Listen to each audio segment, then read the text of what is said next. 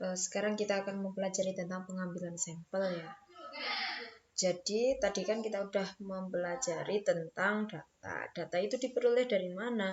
Bisa data populasi ataupun data sampel. Nah, oleh karena itu kita harus tahu apa sih populasi itu. Jadi populasi yaitu keseluruhan objek yang ingin kita teliti. Misal dalam penelitian saya kali ini, populasi yang ingin saya teliti apa? Kacang bambara ya. Kacang bambara ini ada 36 bedeng. Jadi di sini ada 36 bedeng, ini bedeng-bedeng. Seperti itu. Nah, populasi itu ada populasi yang terbatas dan tidak terbatas. Untuk populasi yang tidak terbatas ini populasi yang tidak pernah diketahui dengan pasti jumlahnya. Jadi dia itu bisa berkembang. Contohnya ikan di lautan kayak gitu. Kan kita nggak tahu, soalnya dia berkembang, melakukan proses seperti itu. Nah, ada lagi populasi yang terbatas atau finite, itu misalnya jumlah tadi seperti saya, jumlah daun di setiap tanaman itu berapa kayak gitu kan pasti mudah ya, itu terbatas ya, terbatas pada tanaman ini gitu. Untuk selanjutnya, setelah kita mempelajari populasi, kita akan mempelajari sampel. Apa sih sampel itu? Jadi sampel merupakan bagian dari populasi yang menjadi objek penelitian. Jadi, nah, misalnya di contohnya saya ini, dalam satu bedeng kan ada 25 tanaman. Apakah iya kamu nanti akan meneliti jumlah 900 tanaman ini semuanya? Jadi, untuk memudahkan hal tersebut, kita bisa mengambil sampel. Kenapa? Karena untuk keterbatasan waktu dan tenaga serta biaya, lebih cepat dan lebih mudah, serta memberikan informasi yang lebih banyak dan dalam, dan dapat ditangani dengan lebih teliti. Seperti itu. Jadi, kita kalau ngambil sampel itu juga nggak boleh sembarangan.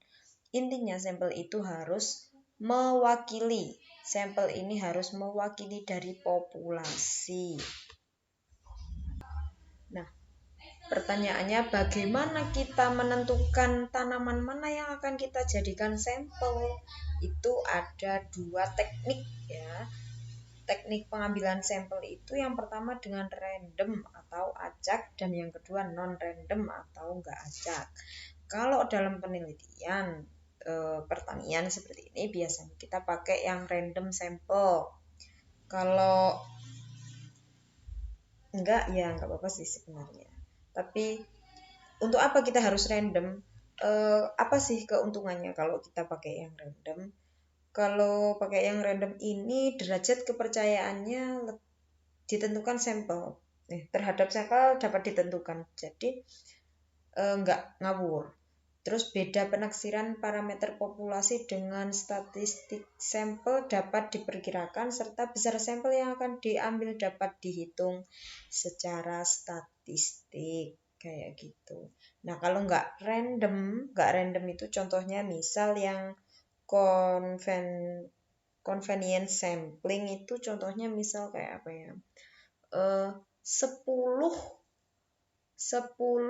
tanaman tertinggi. Nah, kayak gitu. 10 tanaman tertinggi dari satu bedeng ini yang akan kamu jadikan sampel misal. Lah, belum tentu. Berarti kan itu nggak mewakili. Nanti ada tanaman yang pendek. Nah, kamu ngambilnya 10 tanaman tertinggi. Jadi harus 10 tanaman tertinggi. Kayak gitu. Nggak random. Nggak boleh. Jadi intinya biasnya itu nanti nggak kelihatan. Jadi kita harus ngacak. Oh, ya harus ada yang pendek, harus ada yang setengah, tengah-tengah, kalau ada yang tinggi. Nah, intinya dia itu harus mewakili dari sampel tersebut. Jangan mentang-mentang nanti kalau jumlah polong, tak ambil yang polong paling besar aja, yang kecil enggak. Berarti itu tidak valid datamu nanti. Kalau kayak gini misal kasusnya, kalau saya mau ngambil sampel 5, 1, 2, 3, 4, 5 kayak gitu, nggak apa-apa. 1, 2, 3, 4, 5, nggak apa-apa. Jadi kalau sampelnya udah 5 tanaman ini misal, jadi besok pada penelitian selanjutnya ya harus pakai 5 ini, nggak boleh ganti pakai ini.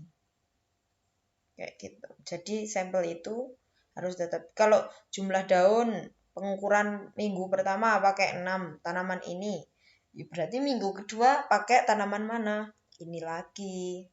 Kayak gitu ya. Mudahnya seperti itu. Selanjutnya